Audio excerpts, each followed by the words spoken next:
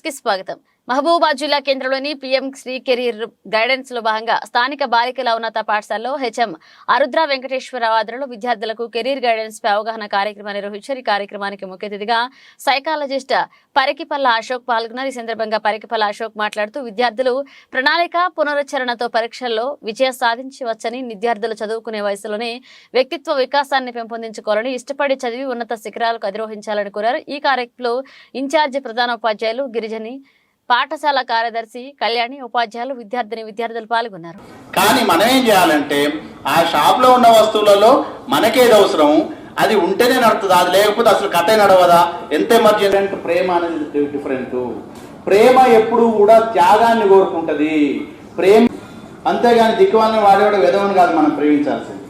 అది ఎప్పుడు శాశ్వతం కాదు, అది ప్రేమగానే కాదు, అది అట్రాక్షన్ మాత్రమే. మనం ఒక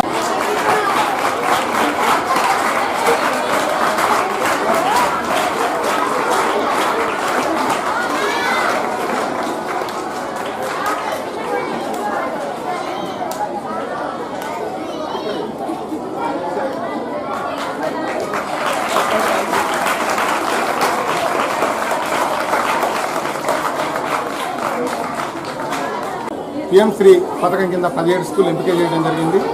ఆ ఎంపిక చేసిన ఒక పాఠశాల లోపల ఇలాంటి ప్రోగ్రాంలు కండక్ట్ చేయాల్సిన ఒక బాధ్యత మా పైన ఉంది. ఇందులో career guidance and personality development కింద మనం డాక్టర్ పరికిపల్ల అశోక్ గారిని వక్తగా పిలిచాము. సరే, సార్ని పిలిచి దాని గురించి అవగాహన సదస్సును ఏర్పాటు చేశాం.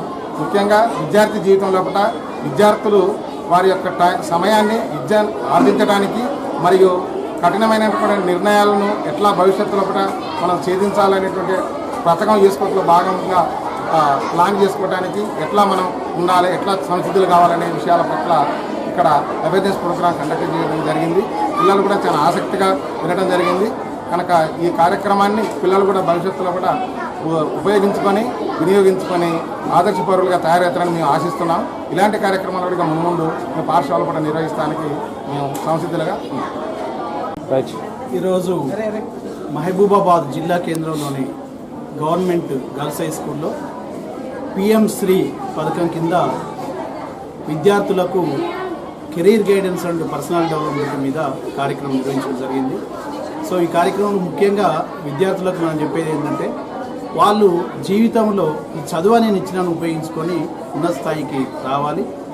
వాళ్ళు ఈ యొక్క 5-6 సంవత్సరాలు ఈ చదువుకునే చదువును చాలా ఇష్టంతో సంతోషంగా సంతృప్తిగా చదువుకొని ఈ 5 సంవత్సరాలు గట్టిగా కష్టపడితే వాళ్ళు మిగిలిన 50 సంవత్సరాల జీవితాన్ని వాళ్ళు ఉన్నత స్థాయిలో ఉండడానికి ఉపయోగపడుతుంది.